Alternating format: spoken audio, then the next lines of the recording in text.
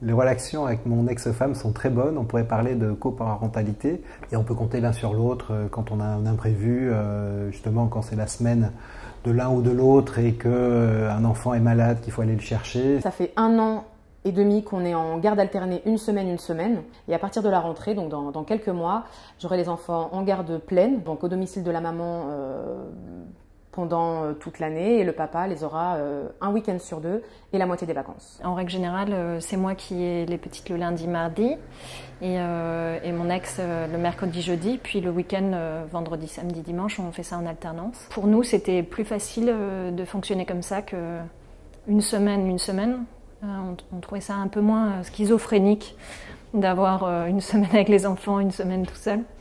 Et je pense qu'on manque aussi beaucoup moins aux enfants dans cette façon plus rapide d'échanger. La gestion de l'alternance, quand j'ai les enfants une semaine sur 2, c'est à la fois de gérer un rythme très très soutenu quand on les a, avec un rythme très mort, presque une gestion du vide quand on ne les a pas.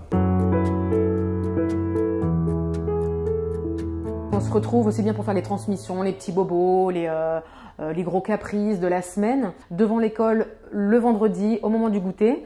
D'une part, pour les enfants, ça se passe beaucoup mieux que quand on fait ça chez l'un ou l'autre des parents. Et c'est de cette façon-là que les enfants vivent le mieux la séparation avec le parent qu'ils quittent pour la semaine du coup.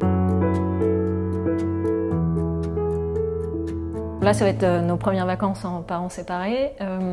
C'est pas forcément hyper bien organisé puisque du fait de la séparation, on a aussi moins de moyens. Il faut prendre en charge à la fois forcément le travail de l'un et de l'autre. Il faut aussi gérer les nouveaux compagnons de l'un et de l'autre. C'est une véritable relation en chaîne avec une organisation assez difficile à mettre en place.